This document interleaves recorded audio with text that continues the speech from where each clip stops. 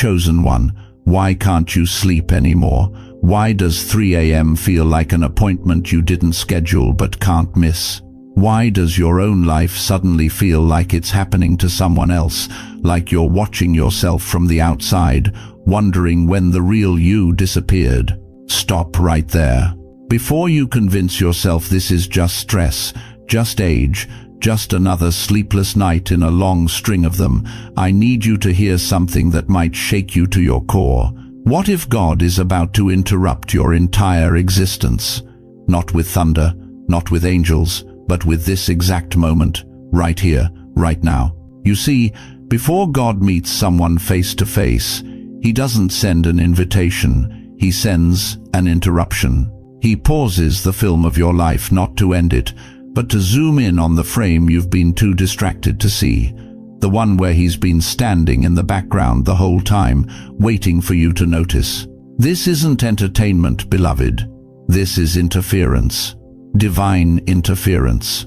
There's a reason your finger stopped scrolling, a reason this title grabbed you by the throat, a reason you're still here, listening to my voice cut through the noise of 1,000 other videos, screaming for your attention. That reason has a name: holy disruption. And I know what you're thinking. It's just YouTube. It's just algorithm.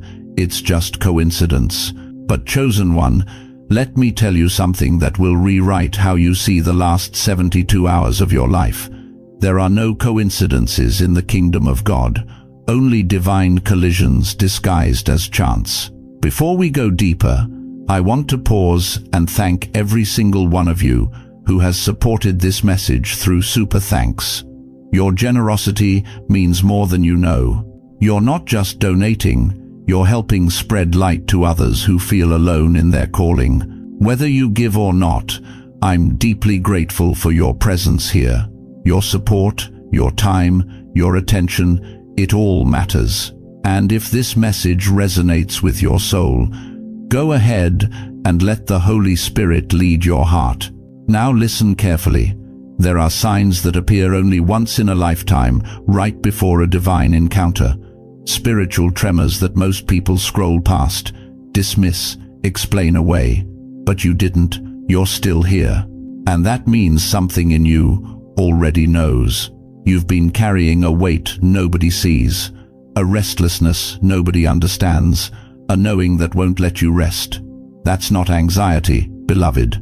That's recognition. Your spirit recognizing what's coming before your mind can name it. If something inside you feels stirred already, if your chest tightened, if your breath caught, if something whispered, "This is for me," don't ignore it. Don't rationalize it. Stay with me. Because what I'm about to reveal will explain why your life has felt so strange lately, why nothing fits anymore, why you've been sensing a shift you can't see. God is about to meet you. And He's been preparing you for weeks without you even knowing it. How long have you been praying the same prayer? How many mornings have you woken up whispering the same name, crying out for the same breakthrough, begging for the same answer that never comes? How many nights have you laid there in the dark, wondering if God finally got tired of hearing your voice? Listen to me, beloved. That silence you're drowning in right now, that deafening, crushing quiet where your prayers seem to echo back empty, it's not what you think it is. You think He's gone. You think He moved on. You think after 70, 80 years of faithful service, of showing up, of believing when everyone else walked away, you think He finally decided you weren't worth His time anymore. That somewhere between your last birthday and this one, you became invisible to heaven. But what if I told you the exact opposite is true? What if the silence isn't Him leaving, it's Him leaning in so close, He doesn't need to shout anymore? You see, when you were young and your faith was fragile, God spoke loud. He had to. Your spiritual ears couldn't catch whispers yet. But now you've walked with Him long enough that He trusts you to recognize His presence without the fireworks, without the burning bush, without the audible voice that shakes the mountains. Psalm 46:10 says, "Be still and know that I am God." Not be loud, not be busy, not perform or prove or convince. Be still, and in that stillness, know, not hope, not wish, not wonder, know. But here's what's breaking my heart right now. So many of you have taken that silence and turned it into a story that says you've been forgotten, that your best prayers are behind you, that God answered everyone else but somehow skipped over you. And the enemy has been feeding you that lie every single day, whispering it in your ear while you sit alone in that quiet house, in that empty room, in that life that used to be so full but now feels so hollow. Stop believing that lie, right now, this second, because here's the truth that's going to wreck every false narrative you've been carrying. God goes quiet when He's about to do something so massive in your life that He needs your complete, undivided, undistracted attention. Think about it. When a farmer plants a seed, what happens next? Nothing you can see. The seed goes into the ground and then silence, darkness, weeks of what looks like absolutely nothing. If you dug it up to check on it, you'd kill it. But underground, in that invisible place, in that quiet place, in that place where no one is watching and nothing is applauding, that's where the miracle is happening. Roots are pushing through soil, life is forming, strength is building, and if that seed could talk, it would probably feel forgotten too, buried alive, abandoned in the dark. But the farmer knows better. The farmer knows that silence is just the sound of transformation. You're not forgotten, beloved. You're planted. And what God is growing in you right now, in this season of silence, is something so strong, so deep, so unshakable, that when it finally breaks through the surface, hell itself won't be able to uproot it. But I need to tell you something else, something that might sting but will set you free. Your unanswered prayers? They're not unanswered. They're being answered in a language you haven't learned to speak yet, the language of divine timing. The language of not yet, because I'm preparing something better. The language of I heard you the first time, and I'm working on it in ways you can't see.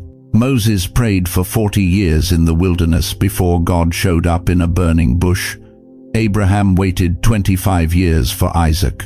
Joseph sat in prison for years after God gave him dreams of rulership.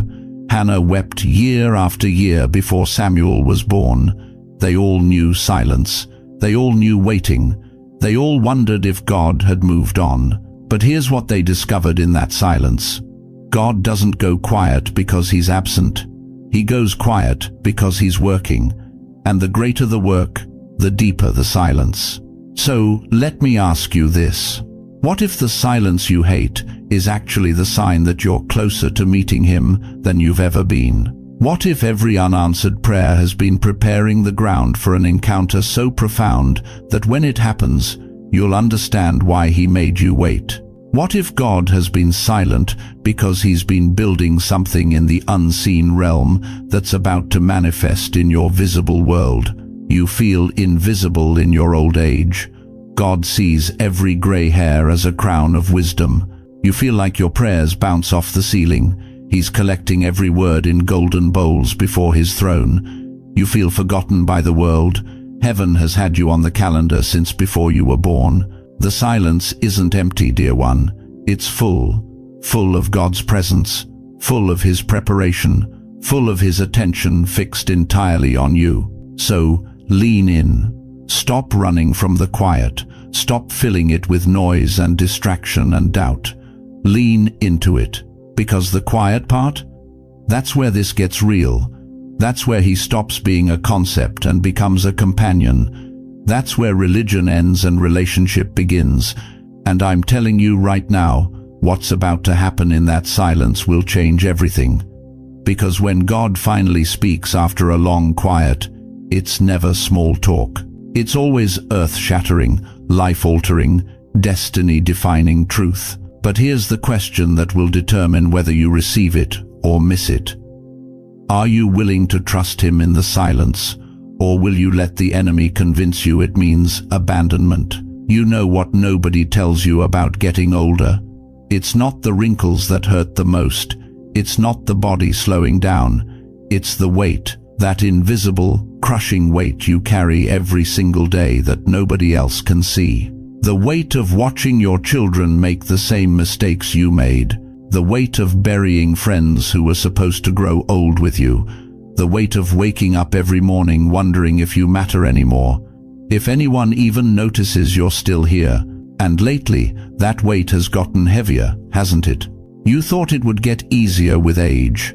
You thought by now you'd have it figured out. But instead, life feels like you're walking uphill through mud, and every step takes more effort than the one before.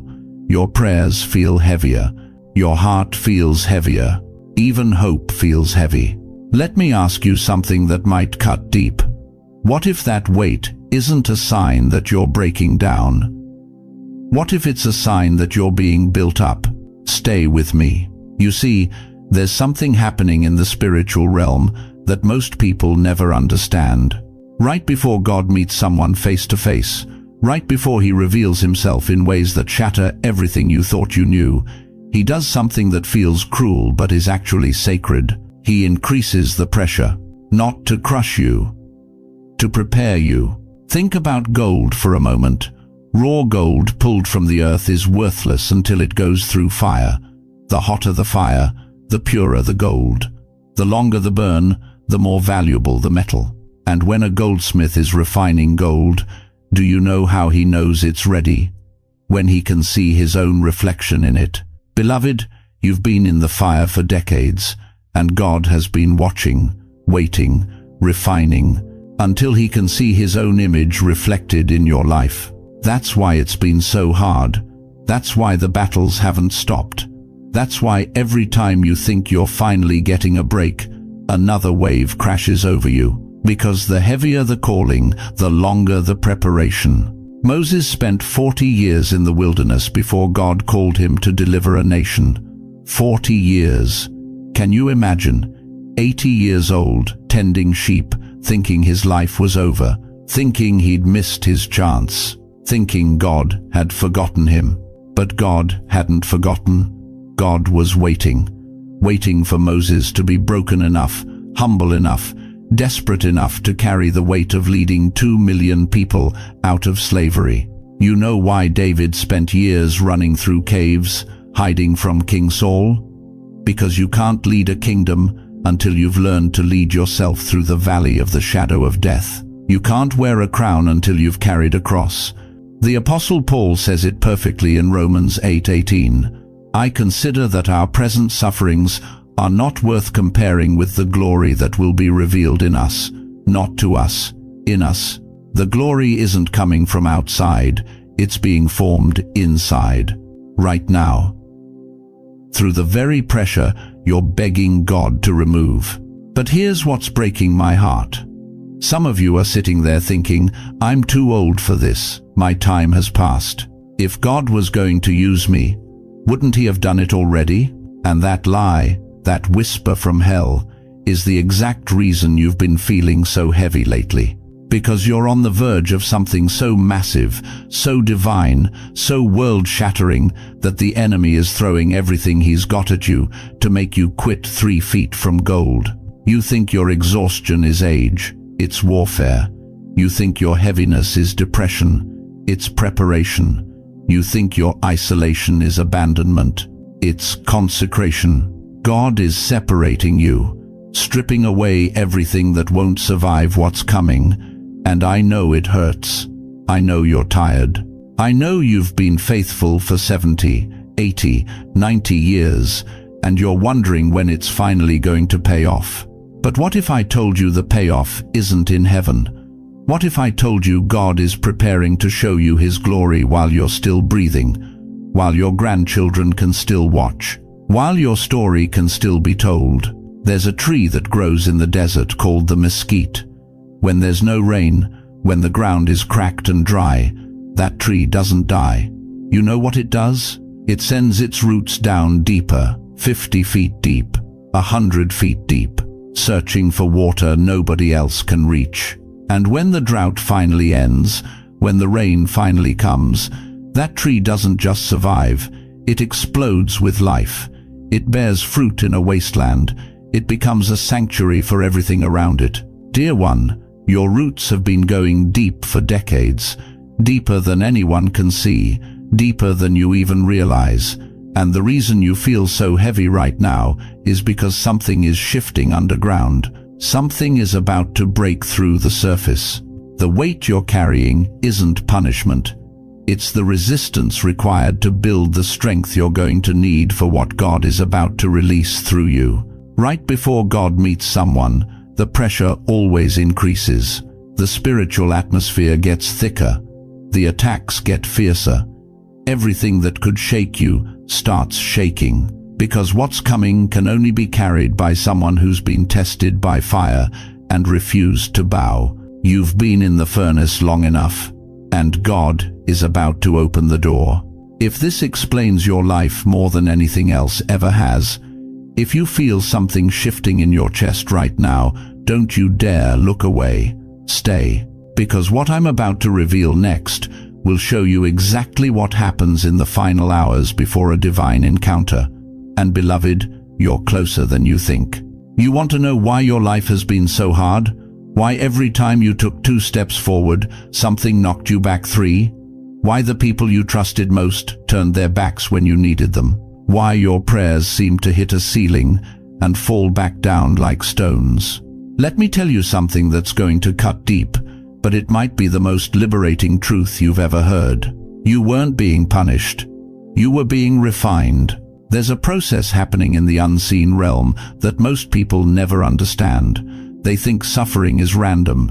They think loss is meaningless. They think betrayal is just bad luck. But chosen one, nothing, absolutely nothing that's happened to you has been accidental. God has been holding you over fire, not to destroy you, to reveal what you're really made of. Malachi 3:3 says it plainly. He will sit as a refiner and purifier of silver. He will purify the Levites and refine them like gold and silver. Did you catch that? He sits. He doesn't walk away. He doesn't get distracted. He sits and watches with the intensity of a master craftsman who knows exactly what he's doing. You see, when a refiner works with gold, he doesn't just toss it in the fire and walk away. He stays, he watches, he waits. Because there's a specific moment he's looking for, the moment when the impurities rise to the surface and can be skimmed away.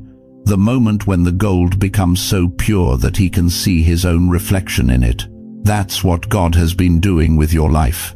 Every loss, that was removing what was never meant to stay. Every betrayal, that was burning away false loyalty so real covenant could emerge. Every financial collapse, every health crisis, every night you cried yourself to sleep, wondering if you'd survive, that was the fire doing exactly what fire does. It separates, it purifies, it reveals. But here's what breaks my heart. Here's what I see happening to so many of God's chosen ones. They're in the fire right now, and they think it means God has abandoned them. They think the heat means they did something wrong. They're begging to get out when God is saying, "Not yet. I still see impurities. I still see things attached to you that will poison your destiny if I don't burn them away now." How many of you have lost things in the last year that you thought you couldn't live without? A relationship, a job, a dream you'd been nursing for decades, your health, your savings, maybe even people you buried who took a piece of your heart with them into the ground. And you've been asking God, why? Why did you let this happen? Why didn't you protect me? Why didn't you stop it? Because he was making room. Because he was clearing out everything that would have held you back from what's coming next.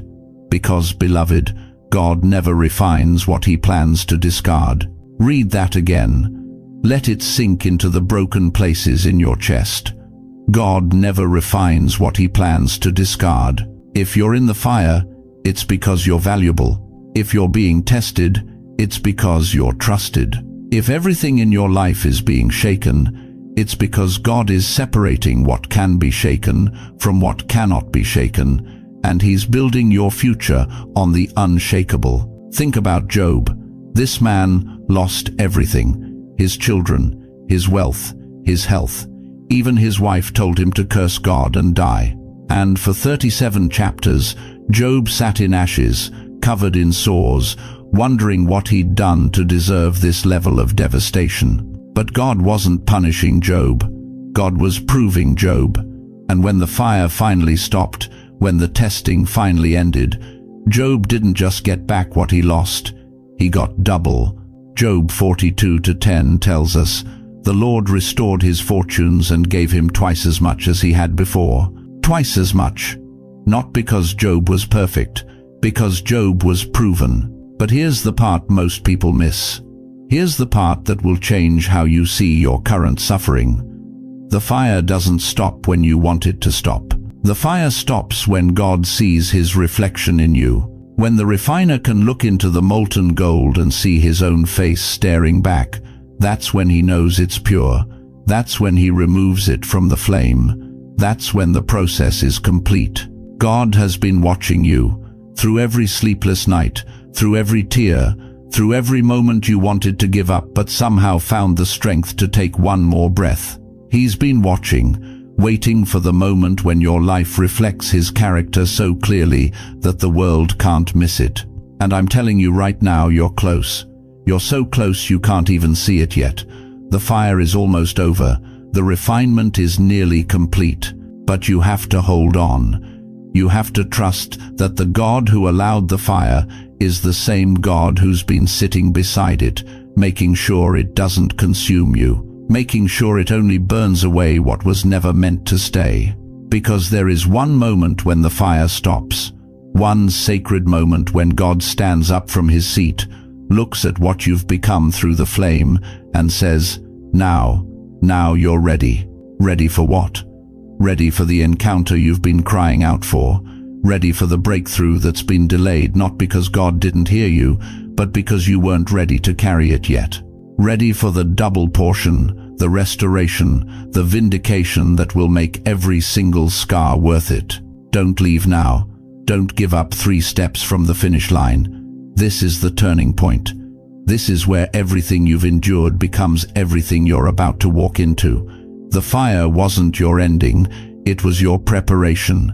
And what's coming next will prove that every single flame was worth it. But first, you need to understand something about the waiting. Because the space between the fire and the revelation, that's where most people lose hope. That's where the enemy whispers his deadliest lies.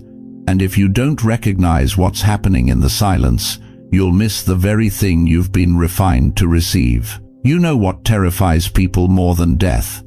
It's not the grave. It's the moment they realize they chose safety over significance. They chose the couch over the calling. And now, at 75, 80, 85 years old, they're staring at the ceiling at night, wondering if it's too late to say yes to the life God actually designed for them. Let me ask you something that's going to cut deep. What if the reason you've been so restless lately isn't because something's wrong with you, but because something's right? What if that holy discomfort, that gnawing sense that your life is supposed to mean more than doctor's appointments and early bird specials? What if that's not your mind failing you? What if that's God waking you up? Because here's what nobody tells you about divine encounters. They don't happen to people who are comfortable. They happen to people who are willing to be uncomfortable. You see, God doesn't interrupt your life to make it easier. He interrupts it to make it matter. And right now, beloved, you're standing at a crossroads you didn't ask for but can't ignore. On one side is everything familiar, your routine, your resignation, your carefully constructed life of predictable days. On the other side is something wild, something terrifying, something that whispers your name in the middle of the night and won't let you rest. Moses knew this moment. 80 years old, tending sheep in a desert, convinced his life was over. And then a bush caught fire and wouldn't burn out. And God said, "Take off your shoes. You're standing on holy ground. And by the way, I need you to go back to Egypt and confront the most powerful man on earth." 80 years old, past retirement, past relevance, past every reasonable excuse. but not past God's calling. Joshua 24-15 cuts through every excuse we've ever made. Choose this day whom you will serve. Not tomorrow, not when you feel ready, not when circumstances align perfectly. This day, this moment, right now. You're at that door, chosen one. The one that only opens from your side.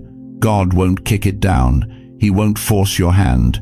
He'll stand on the other side and wait. But here's what will devastate you. If you're not careful, doors don't wait forever. Divine invitations have expiration dates, and the enemy knows it. That's why he's been whispering in your ear for months now. You're too old. You missed your window. That calling you felt in your 20s? That ship sailed 50 years ago. Just settle. Just accept that your best days are behind you. But what if I told you that's the most vicious lie hell ever sold?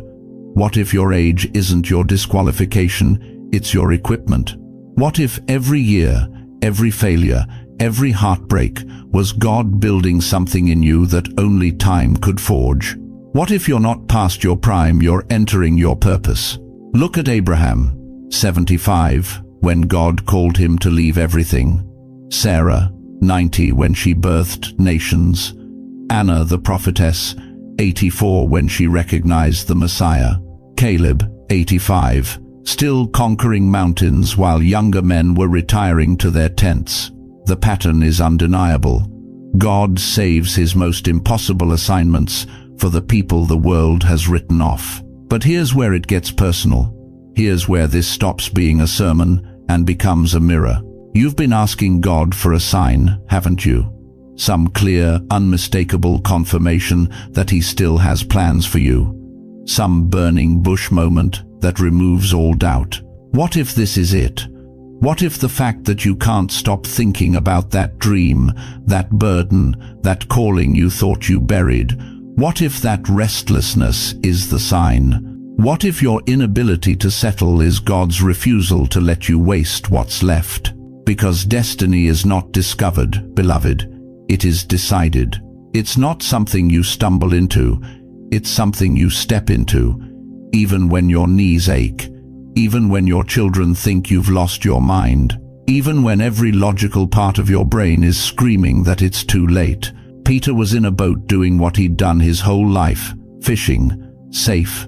Predictable. Comfortable. And Jesus showed up and said, "Follow me." And Peter had a choice. Stay in the boat with everything familiar, or step into the water with everything uncertain. You know what the tragedy is? It's not the people who stepped out and failed. It's the people who stayed in the boat and spent the rest of their lives wondering what would have happened if they'd just said yes. You're in that boat right now. The water's dark. The calling makes no sense. Every reasonable voice is telling you to stay put. But there's another voice, quieter, steadier, impossible to ignore, saying, "Come," and you have to choose. Are you going to spend what's left of your life playing it safe? Or are you going to let God show you what he can do with someone who's been refined by fire and tested by time? Type, "I choose faith" in the comments right now. Not for me, not for this video. As a declaration to heaven that you're done settling, that you're done shrinking, that you're stepping toward the door, even if your hand is shaking. Because what's waiting on the other side isn't just a better life. It's the life you were created for before you took your first breath. And God's been holding that door open, waiting for you to finally believe you're worth what's behind it. The question isn't whether you're qualified. The question is, are you willing? And what you decide in the next 60 seconds might just determine whether you meet God as someone who played it safe or as someone who finally became who they were born to be.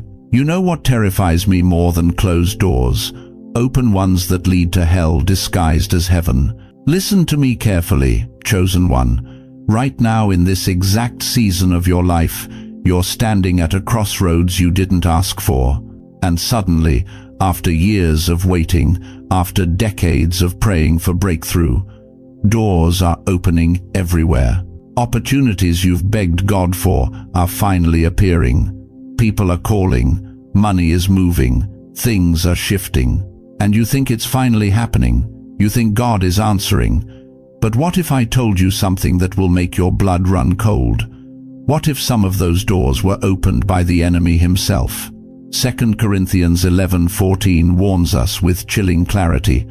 Satan himself masquerades as an angel of light, not as darkness, not as obvious evil, as light, as blessing, as answered prayer. He doesn't show up with a pitchfork anymore, beloved. He shows up with an opportunity that looks exactly like what you've been praying for. Think about that. The closer you get to your divine encounter, the more sophisticated the counterfeits become.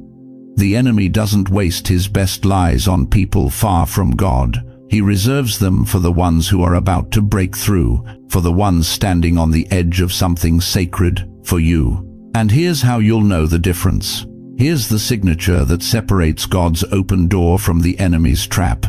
Peace. Not excitement, not urgency. Peace. God never pressures peace. Let me say that again because this might save your life. God never pressures peace. When it's truly Him, there's a settledness in your spirit, even when the opportunity is massive. There's a calm, even when the door is urgent. There's a knowing that whispers, "This is right, this is mine, this is safe." But the enemy? He always brings pressure, always brings urgency, always whispers, "You better take this now or you'll miss it. You better say yes before someone else does. You better move fast because this won't wait." That's not God, beloved. That's manipulation dressed in miracles. I've watched too many people in their 70s and 80s, people who walked with God for decades, get deceived in the final stretch. Why? Because they were tired of waiting. They were tired of trusting. They were tired of believing that God still had something good planned. So when the counterfeit showed up looking shiny and urgent and almost too good to be true, they grabbed it, and it destroyed them. That investment opportunity that promises to finally secure your retirement, if it's demanding an answer by Friday, that's not God. That relationship that suddenly appeared after years of loneliness, if it's pressuring you to compromise your convictions, that's not God. That ministry position that seems like the breakthrough you've been praying for, if it requires you to abandon your peace to pursue it, that's not God. God is not in a hurry. The enemy is. God builds with time. The enemy builds with urgency. God invites. The enemy demands. Right before God meets you face to face, the enemy offers shortcuts. He knows your weaknesses. He knows your desperation. He knows exactly which door to crack open to make you run toward it without discernment. And if you're not careful, you'll sprint through the wrong threshold and miss the real one entirely. You've been waiting so long, I know. Your knees hurt from kneeling. Your voice is hoarse from praying. Your faith feels paper-thin some days. And when that door finally opens, every fiber in your being wants to run through it screaming, "Thank you, Jesus." But what if Jesus is saying, "Wait, not that one. The real door is 2 steps to your left," and you almost missed it because you were so focused on the decoy? How do you tell the difference? Stay still. I mean it. Stop running, stop chasing, stop forcing. The real door won't disappear while you pray. The real opportunity won't evaporate while you seek confirmation. The real blessing won't require you to violate your peace to obtain it. God's doors don't have timers. The enemy's do. And here's what breaks my heart. So many people are standing inches away from a legitimate divine encounter, but they're so distracted by the false urgency of counterfeit blessings that they never notice God standing quietly in the corner, waiting for them to turn around. He's not shouting. He's not competing for your attention. He's not selling you anything. He's simply there, steady, patient, peaceful. And when you finally stop long enough to feel His presence instead of chasing every open door, you'll realize something that will wreck you. The real door was never in front of you. It was inside you, and it's been open the whole time. So here's my question for you. And I need you to answer this honestly in the quietness of your own heart. What door are you running toward right now that's stealing your peace? What opportunity looks like God but feels like pressure? What blessing is demanding urgency instead of inviting rest? Because if you can't answer that question, you're in danger. Real danger. The kind that doesn't look dangerous until it's too late. Stay still, beloved. The real door is closer than you think, but you'll never see it if you keep running toward the loud ones. And what I'm about to show you next will reveal exactly how to recognize God's true signature, not just in open doors, but in the sacred spaces between them. Let me ask you something, and I want you to be honest with yourself. How long have you been running on empty? How many mornings have you opened your eyes and thought, I don't know if I have it in me today? How many nights have you whispered into the dark, God, I can't do this anymore? You're not imagining it, beloved. You really are at your breaking point. And I need you to hear this with everything in you. That's exactly where God wants you. I know that sounds cruel. I know it sounds backwards. But stay with me, because what I'm about to tell you will change how you see every crack in your foundation, every fracture in your faith, every moment you thought you were falling apart. You're not falling apart. You're falling into grace. You see, there's a reason seed has to break open before it becomes a tree. There's a reason the cocoon has to tear before the butterfly takes flight. There's a reason the alabaster jar had to shatter before the fragrance could fill the room. Breaking isn't the end of the story. Breaking is where the story gets supernatural. But nobody told you that, did they? Nobody prepared you for the holy violence of transformation. Nobody warned you that before God elevates you, He excavates you. Before He fills you, He empties you. Before He uses you, He undoes you. And right now, you're being undone. That exhaustion you're carrying, that's not weakness.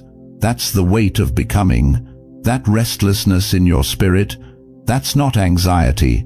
That's anticipation. Your old life is dying, and your new one hasn't been born yet, and you're stuck in the brutal space between what was and what will be. This is the tomb, chosen one. And I know it feels like death, but remember who specialized in 3-day resurrections. Psalm 34:18 says it plain as day.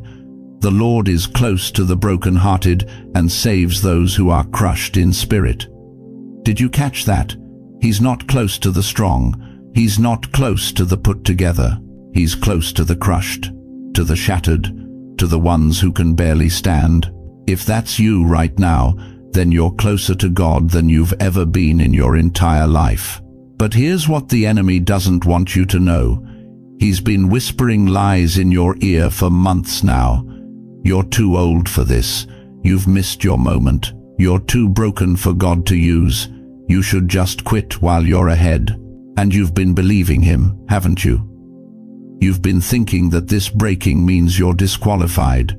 But what if it means you're being prepared? Think about Moses, 80 years old, tending sheep in the wilderness, convinced his best years were 4 decades behind him. Forgotten, washed up, a murderer with a stutter. But God showed up in a burning bush and said, "Now you're ready. Now I can use you." Think about David, anointed king as a boy, then spent years running through caves, hiding from Saul, wondering if God had forgotten his promise. But every night in those caves was carving out a king's heart. Every tear was watering the seeds of the Psalms that would comfort billions. Think about Job. Lost everything.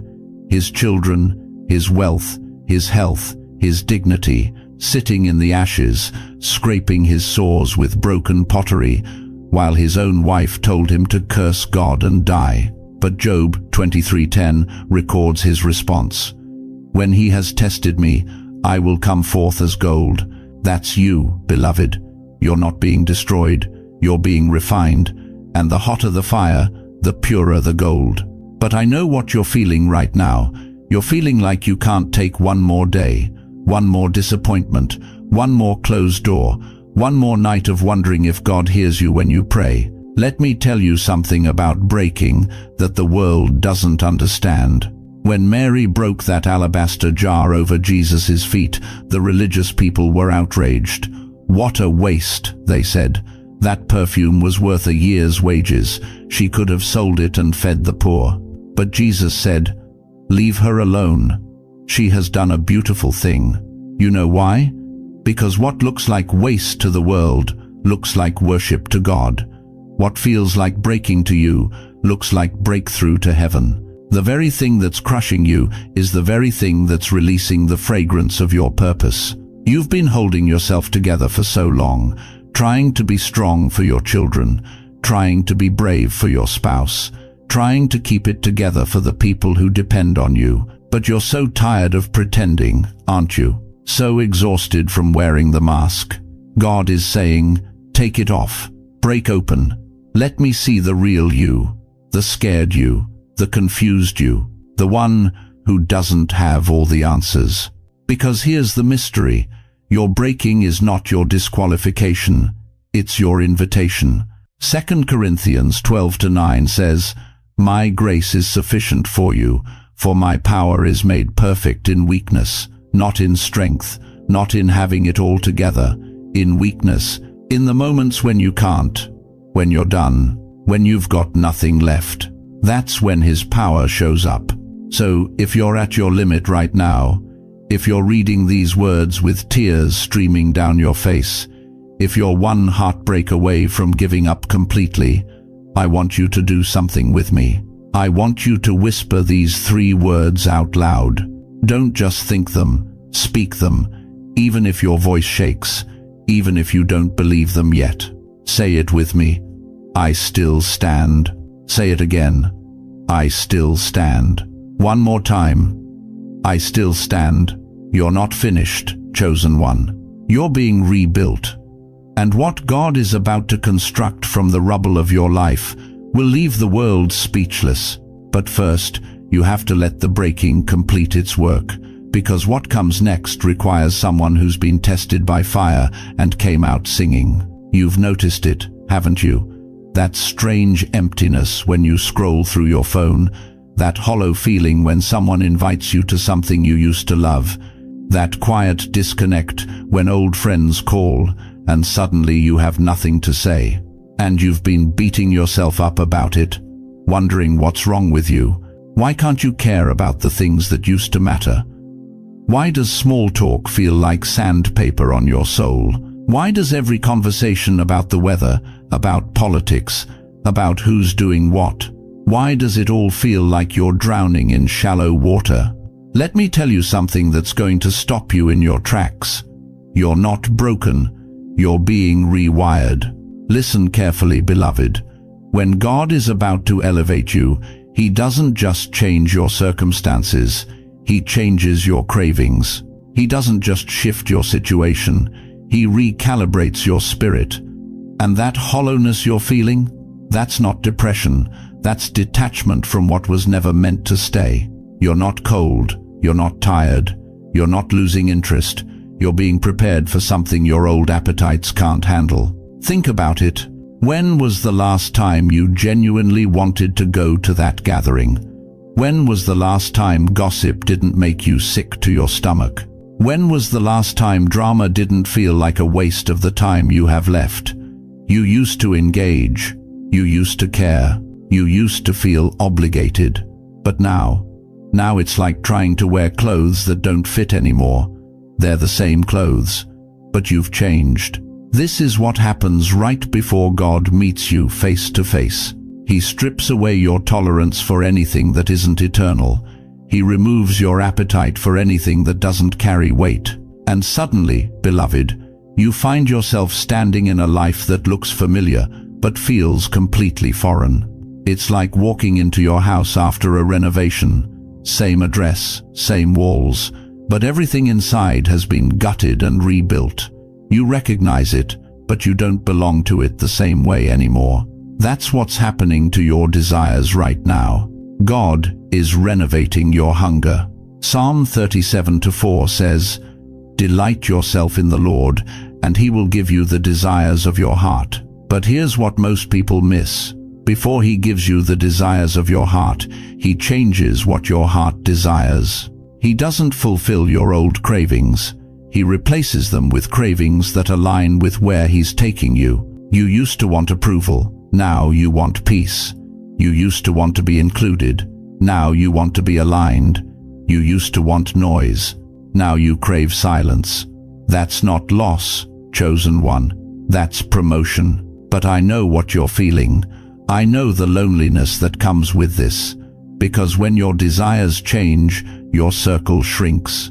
When you stop laughing at the same jokes, stop engaging in the same conversations, stop pretending to care about things that don't matter, people notice, and they don't always understand. Your own children might look at you sideways. Your friends might say you've changed. Your spouse might wonder where the person they married went, and you can't explain it because you don't fully understand it yourself. All you know is that something inside you has shifted, something deeper than logic, something sacred. That's because you're standing on holy ground, and you didn't even realize you took your shoes off. Here's what the enemy doesn't want you to know. This disconnection is not random, it's strategic. God is pulling you out of rooms that would drain what He's about to pour in. He's closing doors to conversations that would contaminate the word He's about to speak. He's creating distance between you and everyone who would distract you from the encounter that's coming. You're not cold, you're not tired, you're not losing interest. You're being recalibrated for intimacy with the Almighty. And recalibration is painful, because it forces you to let go of what used to define you. It makes you release relationships that once felt like family. It demands that you stop performing for people who never truly saw you anyway. And beloved, that kind of shedding, that kind of stripping away, it feels like death before it feels like freedom. But listen to me. Jesus said in John 12:24, "Unless a grain of wheat falls to the ground and dies, it remains only a single seed. But if it dies, it produces many seeds." What's dying in you right now isn't your joy. It's your tolerance for joyless things.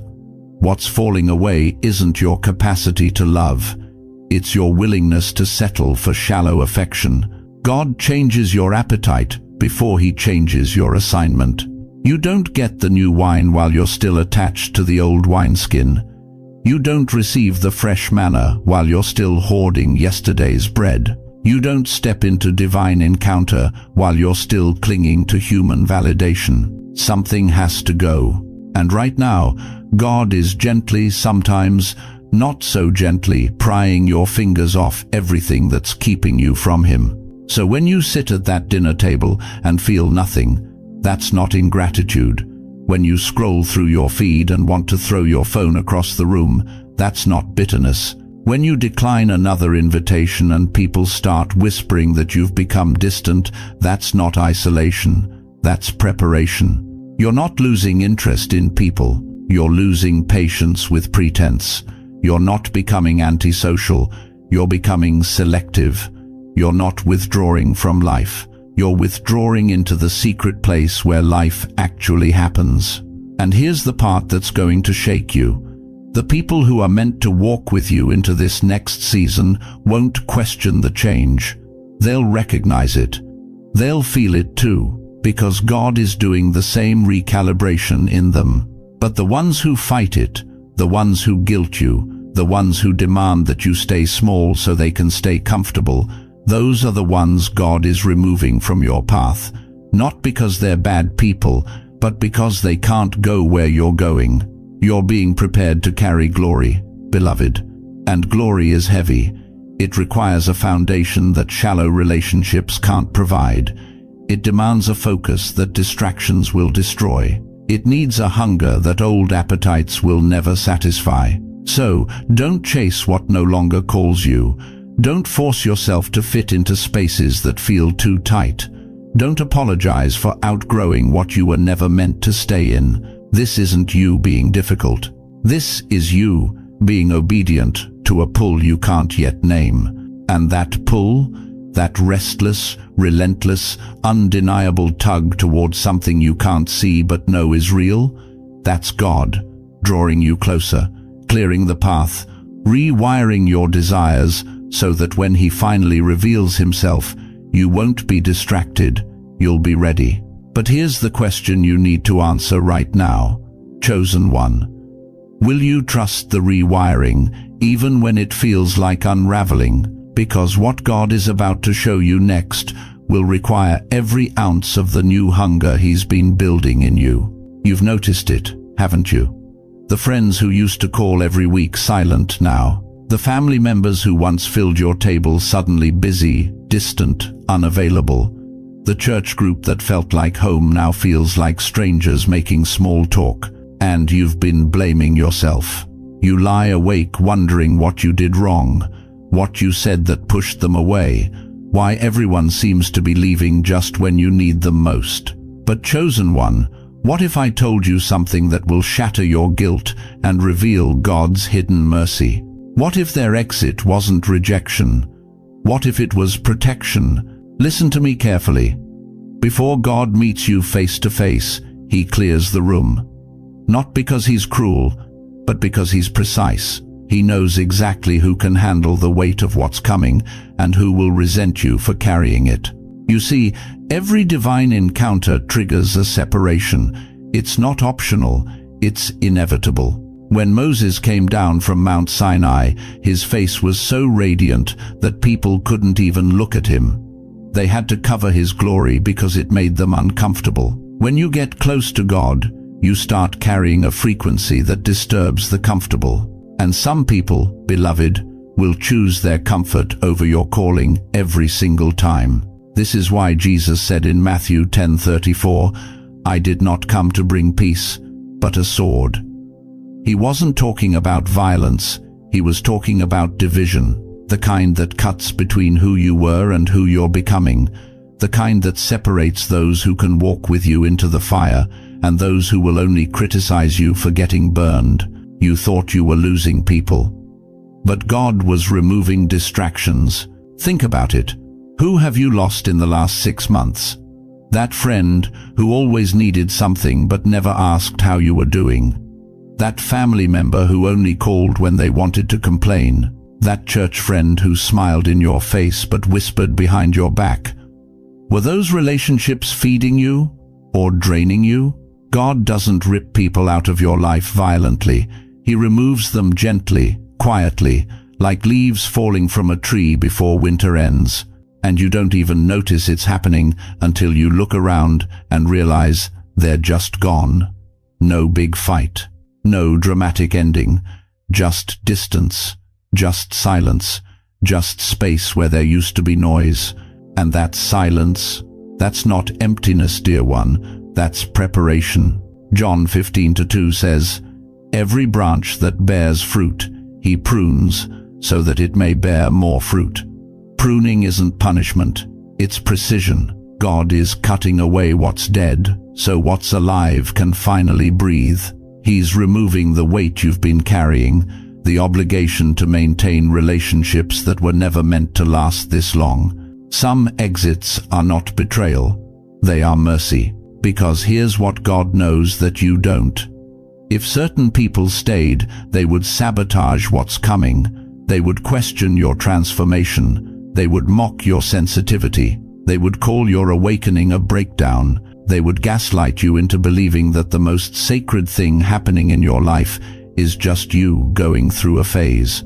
And God loves you too much to let that happen. So He moves them gently, without confrontation, without explanation, because He knows that if you had to fight to keep them, it would wound you in places you can't afford to bleed from right now.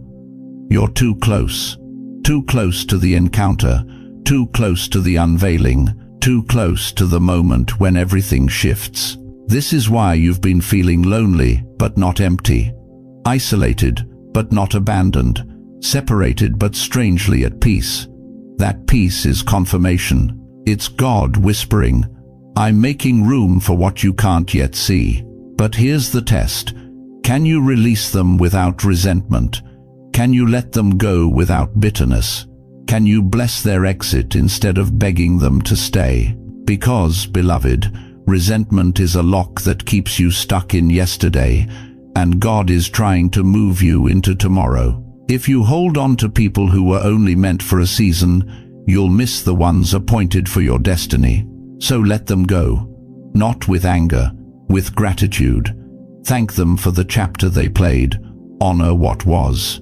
But don't chase what's finished, because the separation isn't the ending, it's the clearing. And what God is clearing space for will make you understand why everyone else had to leave. But the question burning in your spirit right now is this: if people are leaving, what or who is coming to take their place? You've noticed it, haven't you? Something has shifted in the way you perceive the world. Conversations that used to feel normal now feel hollow. People you trusted for years suddenly seem off. Not because they changed, because you did. You notice tone now, not just words, but the energy underneath them, the tension between what someone says and what they mean, the smile that doesn't reach the eyes, the promise wrapped in performance. You sense motive. Before, you took things at face value. Now, you feel the undercurrent. You can tell when someone's hiding something, when kindness is currency, when love has conditions attached. You feel atmosphere. You walk into a room and know immediately if peace lives there, or if something darker has taken residence. You don't need proof anymore. You just know. And it's unsettling, isn't it? Because for 70, 80 years, you thought you understood people. You thought you had relationships figured out. But now everything feels different, sharper, clearer, almost too clear. Let me tell you what's happening to you, beloved. This isn't paranoia. This isn't old age making you cynical. This is divine recalibration. God is cleaning the glasses you've been looking through your entire life. And what you're seeing now, you were always supposed to see it. You just weren't ready yet. Hebrews 5:14 tells us, "Solid food is for the mature, for those who have their powers of discernment trained by constant practice to distinguish good from evil." Notice that word, trained. This didn't happen overnight. God has been preparing your spiritual vision through every betrayal you survived, every promise that was broken, every time you gave trust and got deception in return. You thought those experiences were breaking you, but they were focusing you. Think about the Apostle Paul on the road to Damascus. Acts 9:18 says, "Immediately something like scales fell from his eyes, and he could see again." For years, Paul thought he was seeing clearly. He thought he was serving God by persecuting Christians, but he was blind. And the moment God interrupted his life, the scales fell. Everything changed. That's you right now. The scales are falling, and what you're seeing is making you question everything you thought you knew. But here's what terrifies people at this stage. What if you're wrong?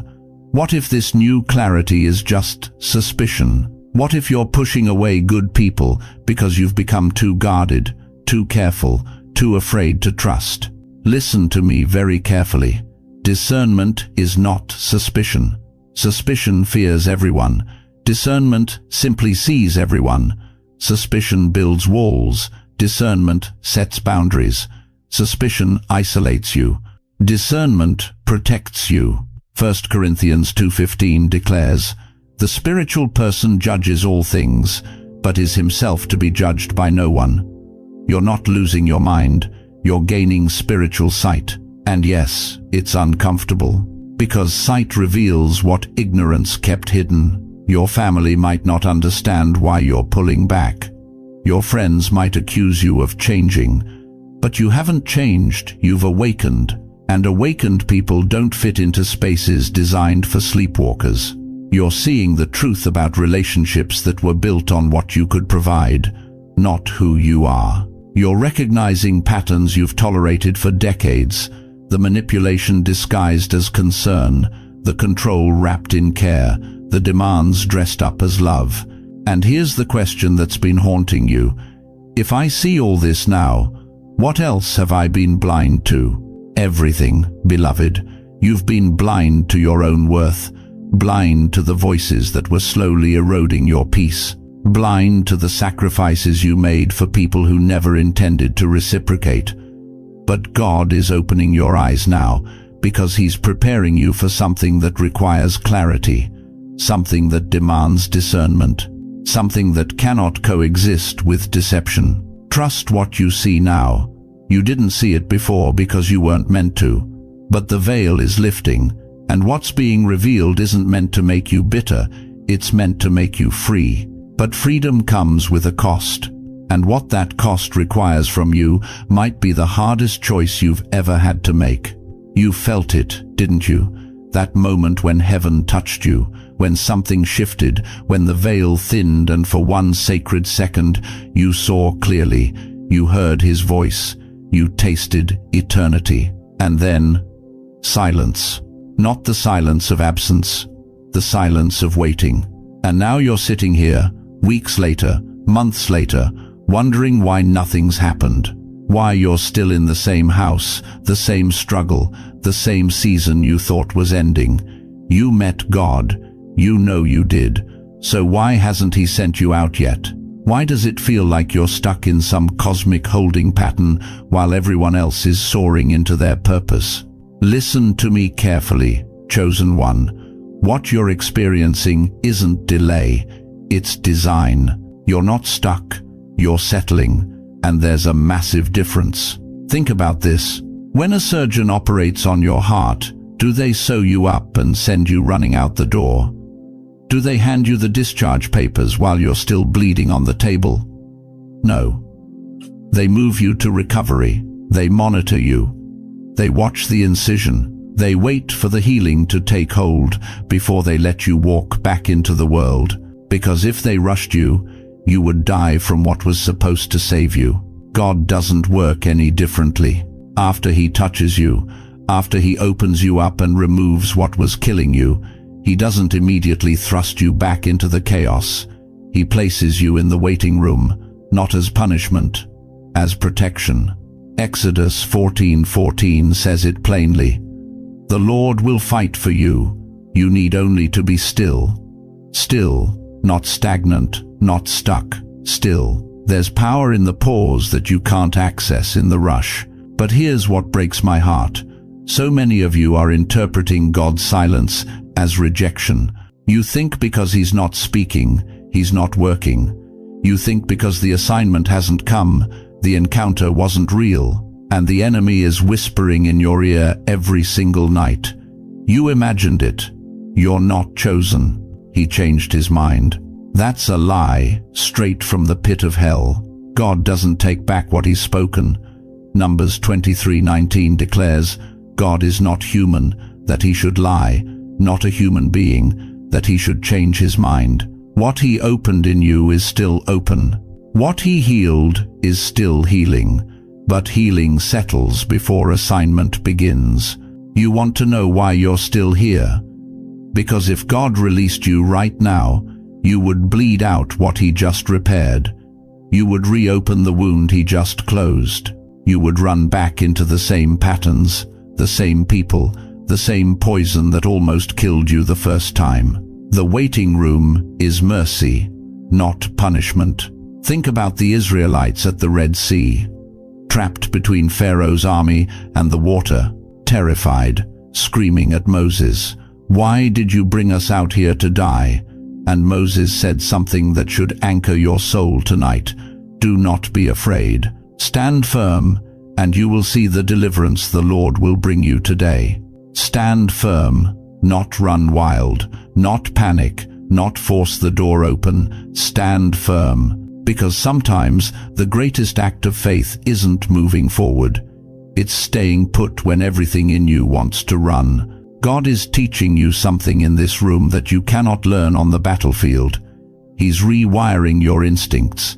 He's recalibrating your discernment. He's showing you how to hear His voice above the noise, above the urgency, above your own desperation. If you rush this, you'll miss it. If you force the door, you'll forfeit the download. So here's what I need you to understand with every fiber of your being. The waiting room is not wasted time, it's sacred time.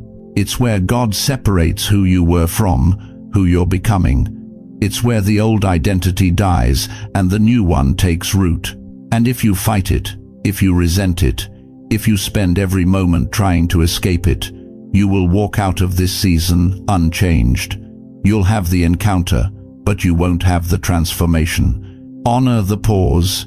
It is protection. It is preparation. It is the moment between the lightning and the thunder, when the power is building and the atmosphere is charging and everything is about to shift. But the question that will determine your destiny is this: can you trust God enough to let Him finish what He started? Because what He's building in you in the waiting room will determine what you carry when the door finally opens. Listen to me carefully, beloved. Every divine encounter in Scripture ends the same way. Not with comfort, not with a spiritual high that fades by Tuesday morning. Every single time God reveals Himself to someone, He follows it with 2 words that change everything. Now, go. Moses met God in a burning bush. Then God said, "Go to Pharaoh." Isaiah saw the Lord high and lifted up. Then came the question, "Whom shall I send?" Mary received an angel in her living room. Then she received an assignment that would split her life into before and after. God does not reveal Himself for comfort. He reveals Himself for alignment. And here's what terrifies most people about divine encounters: they're not the end of your search. They're the beginning of your send-off.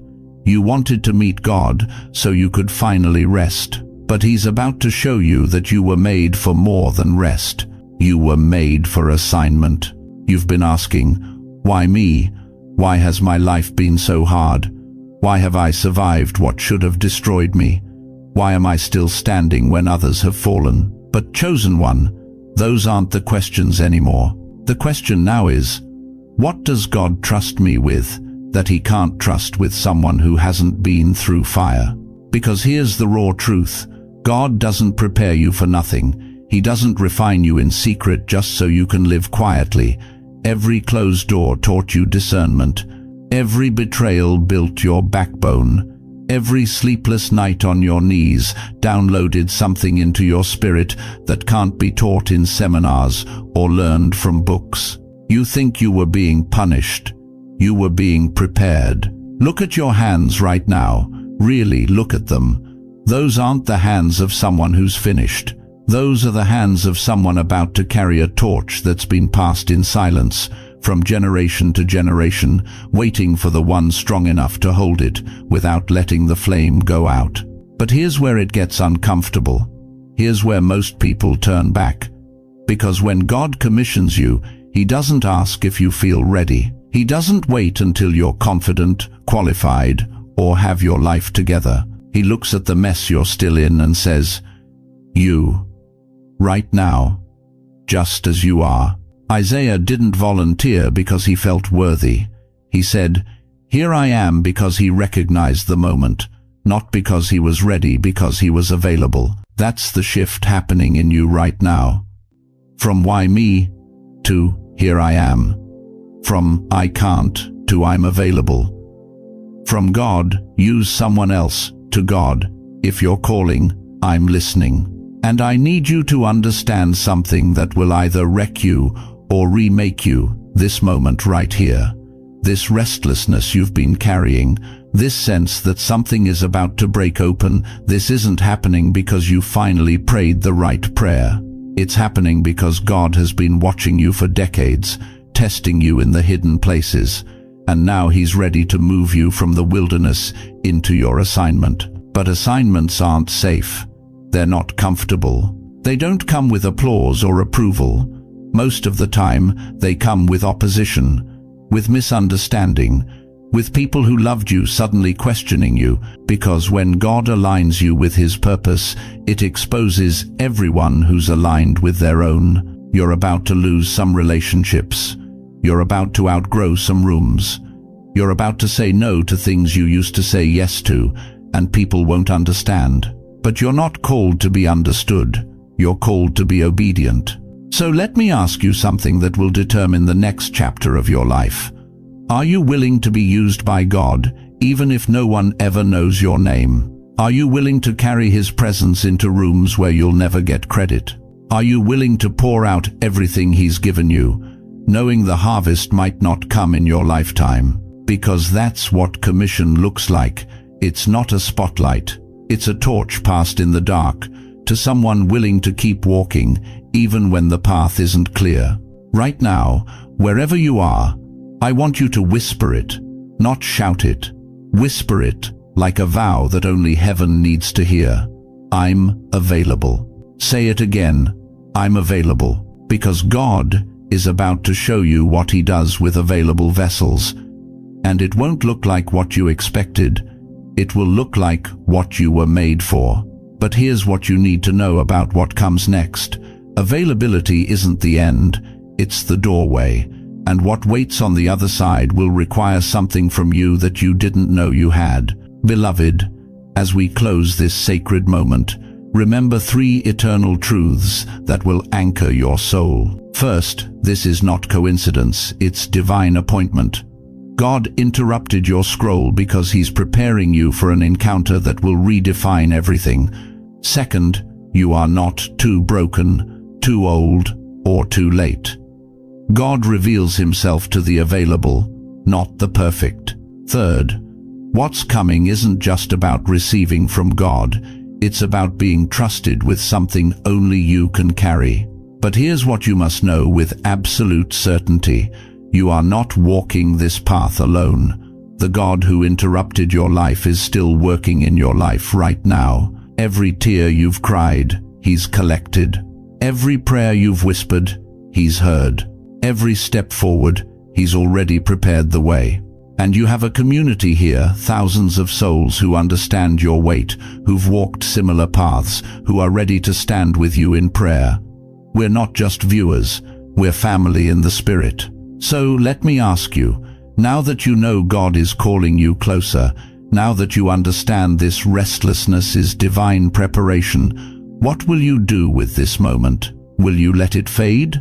Or will you let it transform into obedience? Let me pray over you. Close your eyes and receive this. Heavenly Father, I place my hand on the shoulder of every person hearing these words. You see them, not just their struggle, but their strength. Not just their past, but their purpose. Lord, breathe fresh wind into their weary souls. Where they feel forgotten, remind them they are seen. Where they feel inadequate, show them they are equipped. Where they feel alone, surround them with your presence. Open doors no man can shut. Provide in ways that defy logic. Heal what medicine cannot touch. Restore what time has taken. Give them courage to say yes when you call, even when the path isn't clear. Let them feel you now, not someday, but right now. Let your peace settle over every anxious thought. Let your love silence every lie. And let them walk into tomorrow knowing they are chosen, loved, and never alone. In Jesus' mighty name, Amen. If this message stirred your spirit, comment below. Tell us what God spoke to your heart. Ask for prayer. Share your story. Let this community surround you. Please share this video with someone who needs it. Someone feeling that same restlessness, that same divine disruption. They need to know they're not alone. Subscribe and turn on notifications. This is more than content. This is a movement of awakening. Thank you for staying through this entire journey. Thank you for being brave enough to listen when God interrupted your day. You didn't click this by accident, and you won't leave the same. Go in peace, go in power, and go knowing God is not finished with you yet.